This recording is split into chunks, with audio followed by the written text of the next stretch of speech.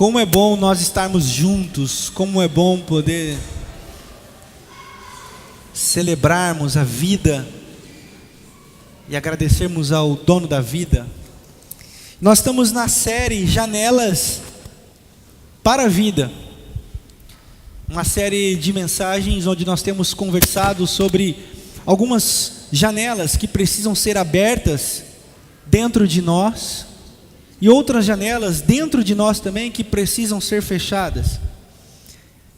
Porque Jesus disse que se seus olhos forem bons, todo o seu corpo será bom, mas se os seus olhos forem maus, quão densas trevas são.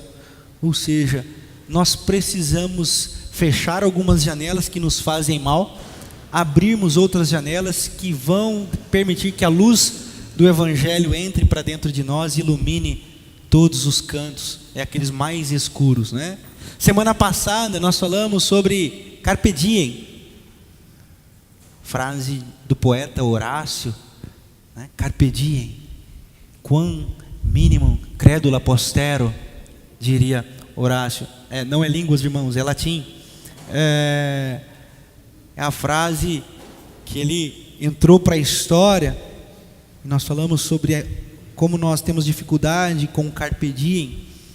E hoje nós vamos falar sobre a janela da angústia.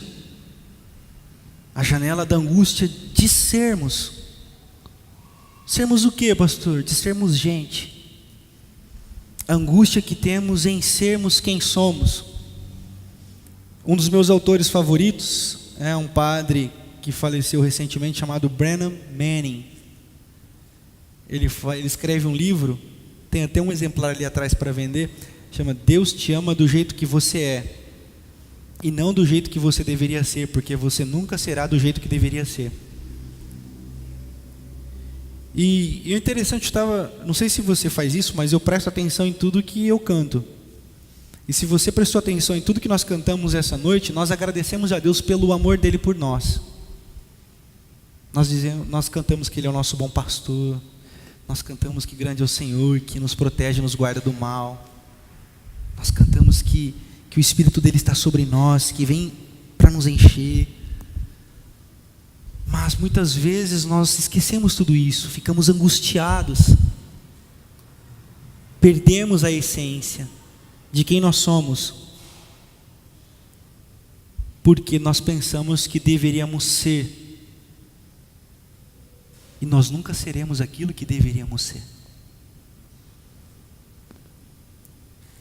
A minha terapeuta disse que o que nos torna saudáveis é aquilo que nos falta. E ter a consciência disso é muito importante, porque se assim não fosse, nós seríamos psicopatas. O que nos torna humanos e saudáveis é sabermos que nós não somos perfeitos e que temos faltas. E o que nos torna doentes é não reconhecermos aquilo que nos falta, ou acharmos que deveríamos ser completos, e nós nunca seremos. E por isso eu quero convidar você a abrir comigo a sua Bíblia no Evangelho de Lucas, no capítulo 3. E nós vamos ver que com Jesus foi assim. E foi assim com Jesus para que eu e você fôssemos inspirados quanto à angústia de sermos. Evangelho de Lucas, no capítulo 3, nós vamos ler o verso de número 21, a partir do 21, diz assim, vai ser projetado aqui: quando todo o povo estava sendo batizado, também Jesus foi, e enquanto ele estava orando, o céu se abriu, e o Espírito desceu sobre ele em forma corpórea, como pomba. Então veio uma voz do céu: tu és meu filho amado, em ti me agrado. Ele é o primogênito de todas as coisas, e é Ele quem nos dá a identidade como filhos amados. Se Ele é o primogênito, nós somos co-herdeiros do reino de Deus. Nós também, por Cristo Jesus, somos filhos amados de Deus. E essa é uma verdade libertadora. Libertadora. e que nós nos esquecemos. Nós perdemos a nossa identidade de filhos amados de Deus. E só dando um contexto de Jesus, é muito interessante que Jesus nasceu num mundo cheio de perspectivas. O povo de Israel, que depois veio a se tornar o povo judeu, era um povo que já tinha sido escravizado pelos persas, já tinha sido escravizado pelos gregos, e estava sendo escravizado e oprimido pelos romanos. E o conceito de libertação, tanto para os hebreus, como para agora, na época de Jesus, os judeus, era uma libertação de toda forma de opressão política, social. Então, quando é prometido o Messias, e quando se chega a notícia, o Messias nasceu, eles pensam, nossa libertação chegou. Ele vai tomar o poder de César, ele vai entrar rasgando dentro de Roma, e vai nos colocar lá no mais alto trono, e vai dizer, agora vocês são os nossos escravos, porque o nosso Messias chegou, o nosso rei, o rei de Israel, o salvador do povo judeu, o salvador dos hebreus chegou. Mas Jesus não cumpre essa expectativa. Ele precisa de um burrinho emprestado.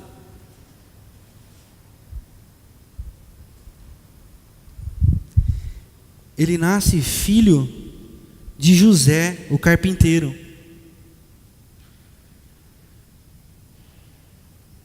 E o seu nascimento humilde, e o nascimento de Jesus foi humilde, não foi humilhante, porque eu preciso esclarecer uma coisa, aqui no Ocidente, nós humilhamos o nascimento de Jesus, mas aqui no Ocidente, no Oriente, na história original, Jesus teve toda a dignidade de que uma família humilde tinha na sua época.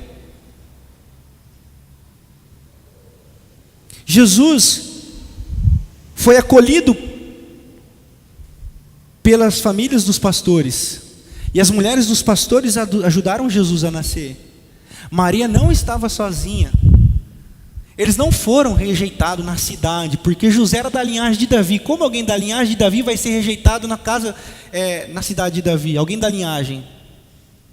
É que nós pirotequizamos tudo, né? Nós queremos. Mas a verdade é que o relato mostra, e a história mostra isso, que Jesus nasceu de forma simples. Foi colocado envolto de panos, como todo filho do camponês, recebia esse tratamento.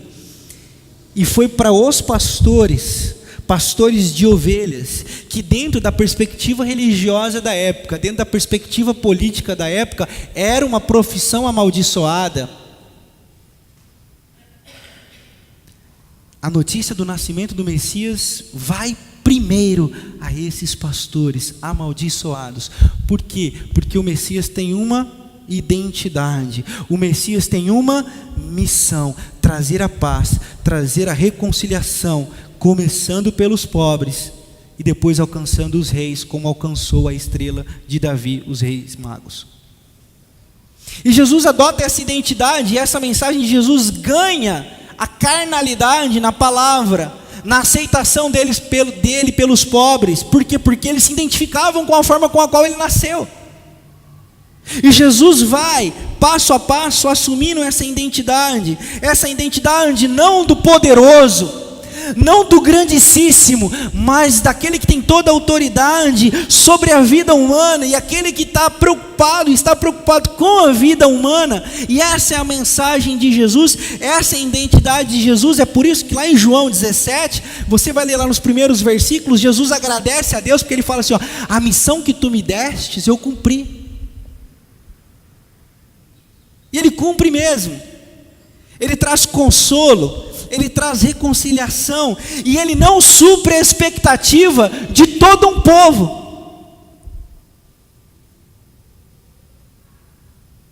Ele vem para trazer a paz. E é interessante que Lucas narra um episódio muito bacana, que os discípulos são enviados para Jerusalém. Só que indo para Jerusalém, eles param em Samaria. E lá em Samaria, os caras rejeitam a mensagem. Tiago e João chegam para Jesus e falam assim: vamos orar para cair fogo sobre essa galera?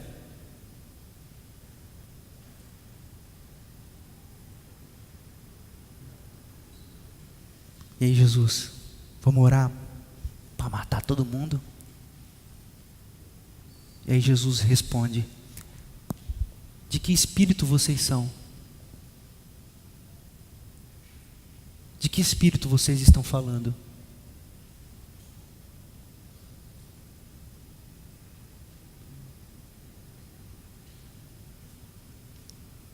Jesus tem uma identidade, então ele não se preocupa agradar A ou agradar a B.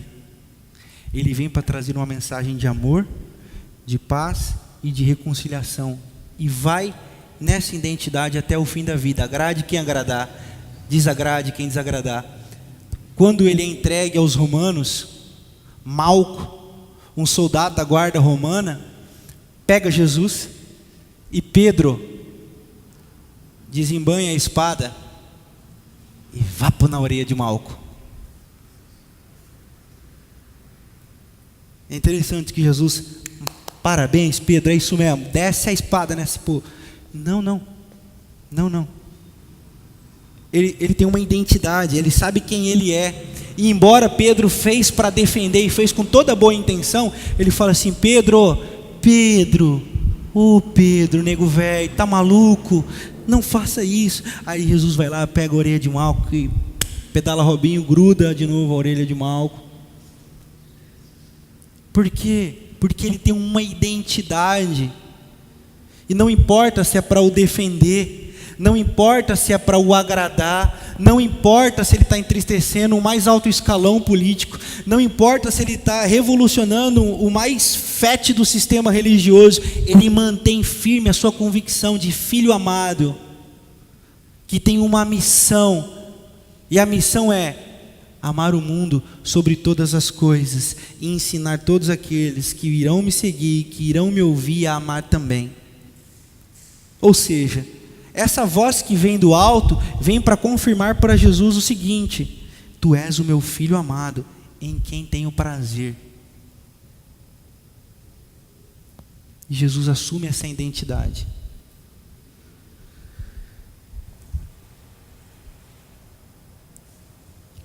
Nós perdemos a nossa identidade, e é por isso que nós vivemos num mundo angustiado. A palavra angústia no dicionário significa estreitamento de espaço ou de emoção. Eu não sei se você já sentiu isso, mas tem sido constante para mim, não sei para você, mas o coração apertado e você não sabe de onde vem esse aperto.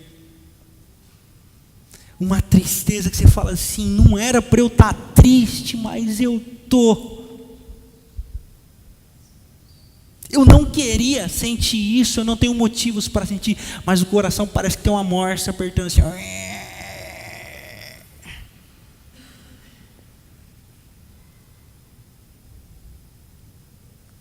Essa é a angústia de quando nós perdemos a nossa identidade.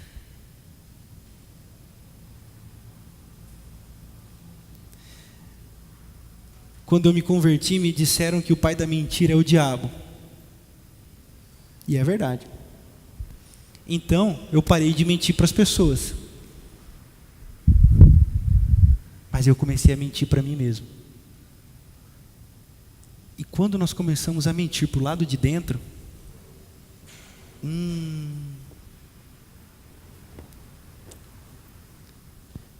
nós começamos a sabotar a nós mesmos.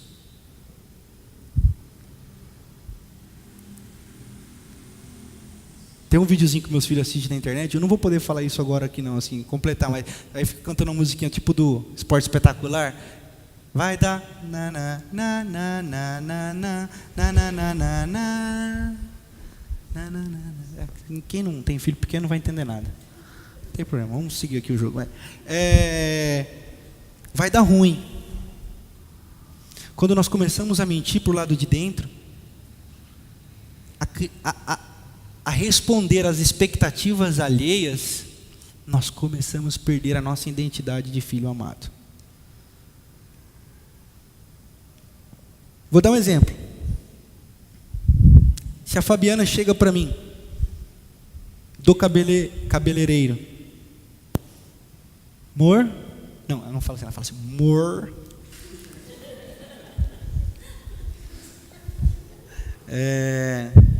o que você achou do meu cabelo?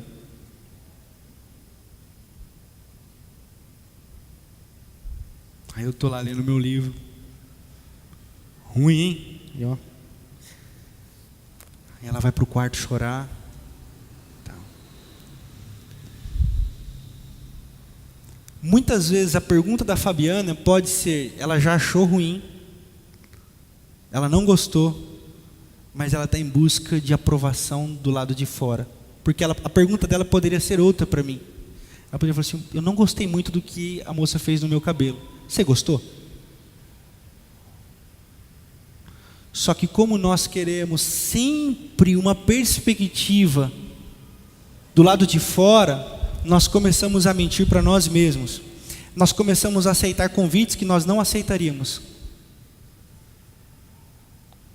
Nós começamos a dizer que gostamos, quando na realidade nós não estamos gostando. Nós começamos a assumir compromissos que nós não queríamos assumir, não temos saco para ir naquele lugar. Mas como nós tornamos um mentiroso para o lado de dentro, nós vamos.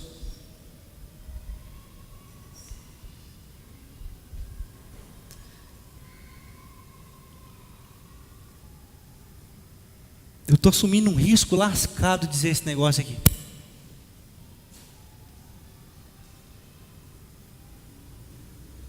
Mas eu preciso dizer, porque meu compromisso não é com somebody love. O compromisso é com a verdade que liberta. E a verdade, antes de libertar, ela machuca. A verdade liberta, sim, mas antes de libertar, ela machuca. Ela fere. Aí depois ela cura e liberta. Essa liberdade para darmos respostas que nós gostaríamos de dar, só dá quem entende que é filho amado de Deus, ou quando nós somos filhos amados de Deus. Por quê? Porque nós não esperamos expectativas do lado de fora.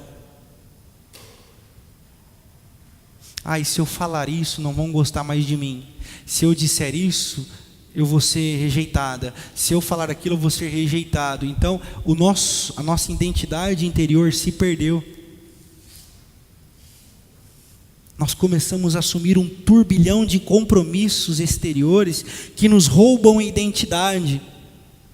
É por isso que Pedro, ele é duramente advertido por Paulo no livro de Gálatas, no capítulo 4, porque ele perde a identidade de filho. Paulo escreve assim: ei Pedrão, qual é que é, meu brother? É assim, a tradução, se eu fosse traduzir, era assim: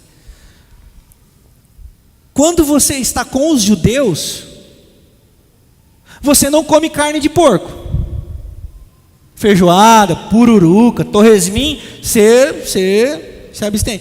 Agora, quando você está longe dos judeus, tem que tomar Dramin para dormir, de tanto que você come feijoada e tal. Quem é você, Pedro?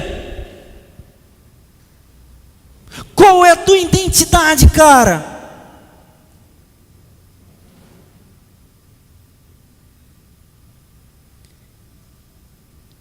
Assume, aceite, liberte-se, fica se preocupando com o que os outros vão achar. Você se troca para ter opinião alheia, você faz o cabelo para ter opinião alheia, compra roupa para ter opinião alheia, troca de carro esperando o que a família, a tia, a mãe, a sogra vai falar, o que o pastor da igreja vai dizer, o que o pessoal da igreja vai dizer. Nós vivemos um baile de máscaras nesse mundo horrível, e é por isso que o mundo está doente, está todo mundo angustiado, está todo mundo chorando pelos cantos. Por quê? Porque ninguém é mais ninguém, é todo mundo um personagem, como já diria Foucault, um sociólogo, filólogo francês. Ele diz que nós somos personagens, nós somos intérpretes. Jesus traduz isso como hipócritas. Hipócritas vem do grego, aquele que interpreta no teatro. Ou seja, nós somos personagens como zumbis nesse mundo, ninguém mais tem essência. Rubem Alves nos convida a dizer: olha, parem de ficar pensando em rótulo, porque cansei de rótulo, quero essência, minha alma tem pressa.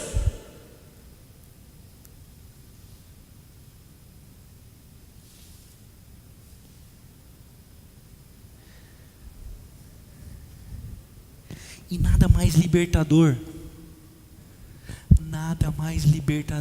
meu irmão, minha irmã, a você que nos ouve através da internet, da TV Alfa, Facebook, YouTube e o Escambau A4. Nada mais libertador do que sabermos que Ele nos ama do jeito que somos.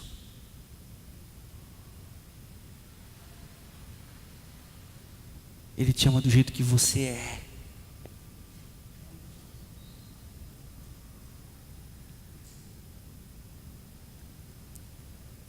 Leiam Romanos capítulo 8 quando vocês chegarem em casa. Você está com o celular aí, anota Romanos capítulo 8. Leiam. Depois que vocês lerem, vocês leiam de novo. Aí depois que lê de novo. Aí depois que leu a terceira vez, feche os olhos e medite nas palavras do apóstolo Paulo em Romanos capítulo 8. Quem poderá nos separar do amor de Deus que está em Cristo Jesus? Será a perseguição, a fome, a angústia,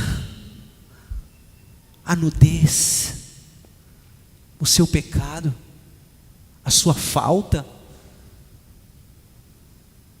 Não, nada, nem ninguém é capaz de separar você do amor de Deus que está em Cristo Jesus.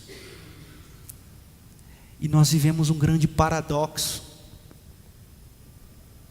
E o paradoxo é que nós queremos a Deus e nós ouvimos a voz de Deus.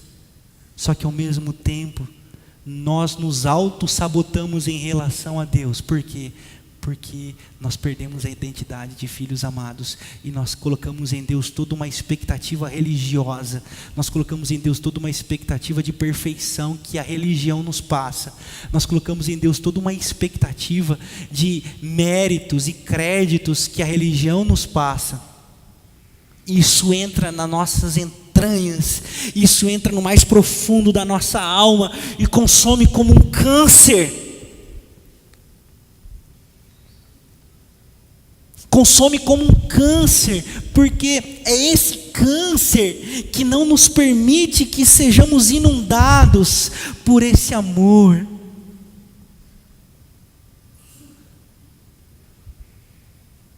E é por isso que nós ficamos angustiados, estreitados, acuados, pesarosos.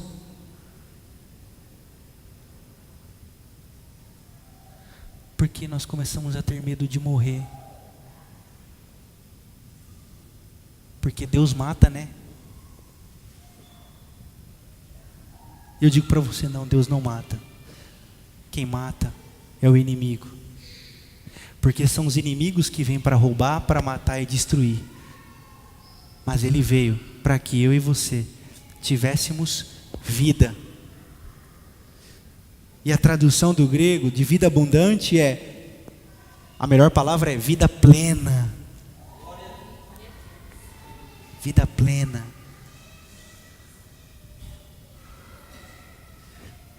Por isso que nós nos tornamos seres angustiados. É por isso que o tema da mensagem da janela que precisa ser fechada essa noite é a angústia de ser. Ser quem? Ser quem a sociedade diz que você tem que ser.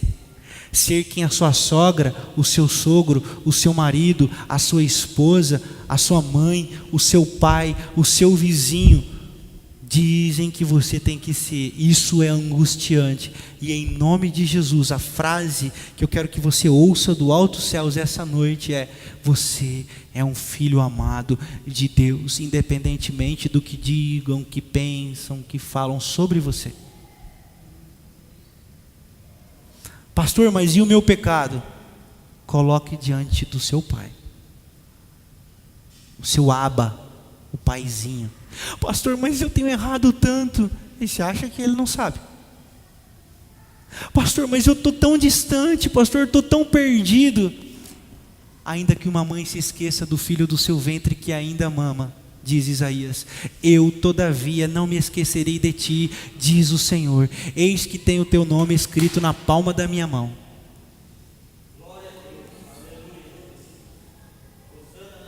Amém.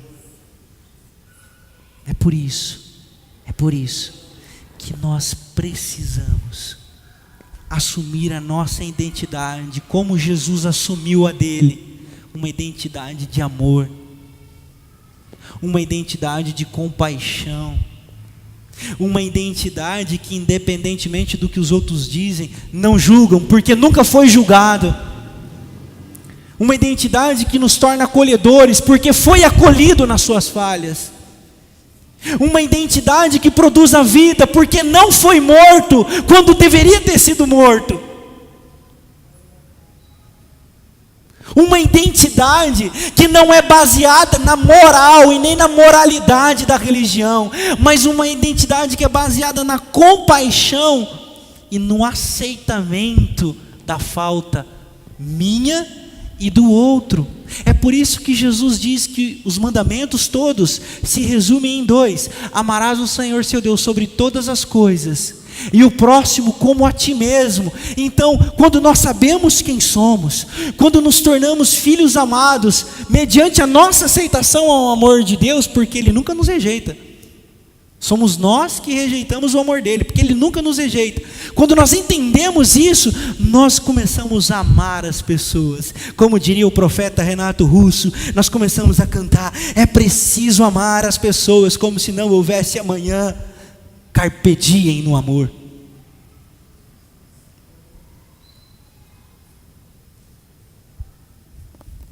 É por isso que os religiosos ficam furiosos com a mensagem do amor, porque para eles o amor é uma incógnita.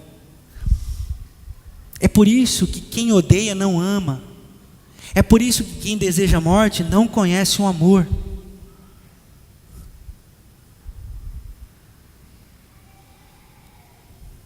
Queridos, eu quero concluir a mensagem dessa noite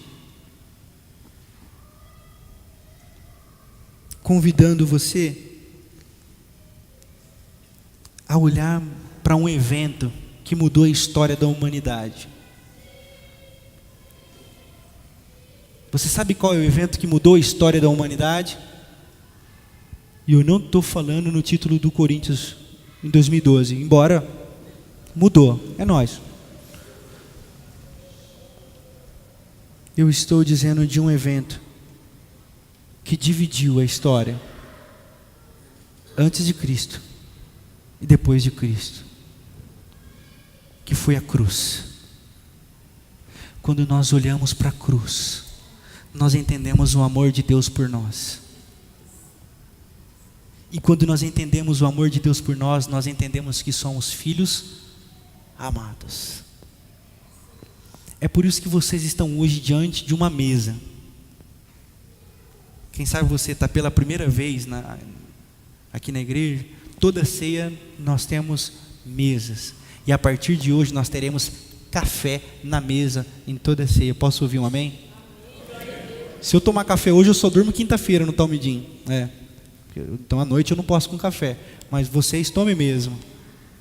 Por quê? Porque mesa é sinal de comunhão, mesa é sinal de acolhimento, Mesa é sinal de igualdade.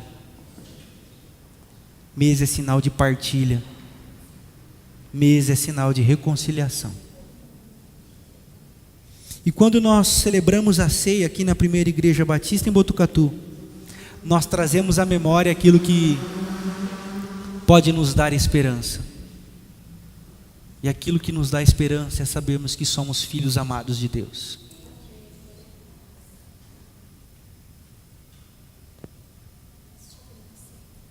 Você é um filho amado de Deus. Você é uma filha amada de Deus. Assuma essa identidade. Assuma mesmo. E diante da mesa, só tem uma condição: venham a mim, todos vocês que estão cansados e sobrecarregados, e eu vou aliviar o fardo de vocês. Essa noite é noite de ceia aqui na nossa comunidade. E diante da mesa, todos estão convidados a participar. Pastor, mas eu não sou batizado na igreja. Eu não estou perguntando isso porque também Jesus não perguntou. Pastor, mas eu não faço parte dessa igreja. Eu não pergunto isso para você essa noite porque Jesus também não perguntou. Pastor, mas eu nem crente sou. Eu também não estou perguntando isso porque Jesus também não perguntou. A pergunta é: você está cansado? Você está sobrecarregado?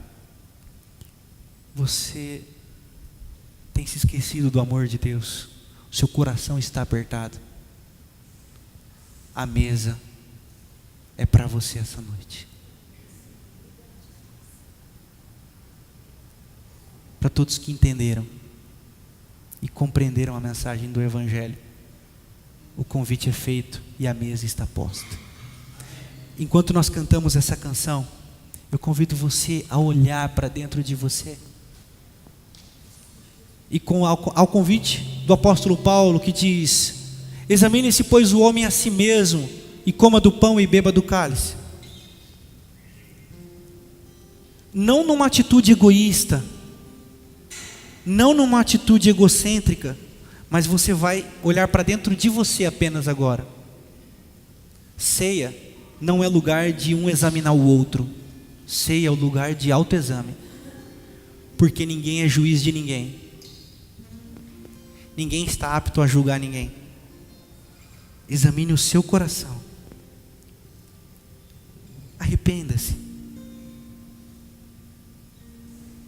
Arrependa-se de ter negligenciado o amor de Deus. Arrependa-se de ter se esquecido de quem Deus é para você. E a minha oração é que Ele traga a memória e que Ele toque você de maneira sobrenatural nessa noite, e você acenda o seu coração em gratidão. Se tiver que chorar, chore. Se tiver que exultar, exulte. Mas assuma a sua identidade, posta em Cristo e compartilhada por Ele a todos nós. Vocês são meu filho amado. Em Cristo Jesus eu tenho prazer na vida de vocês. Ele não se esquece, nunca se esqueceu. Coloquemo-nos de pé, cantemos essa canção. Os diáconos e diaconisas vão servir os elementos. Se você se sentir à vontade, participe da mesa com a gente. Se não, também não. Não há méritos em você, somente na cruz. Não há débitos em você, porque todos os seus pecados foram perdoados. Reconhecer isso é um grande passo para assumir a identidade de filho amado.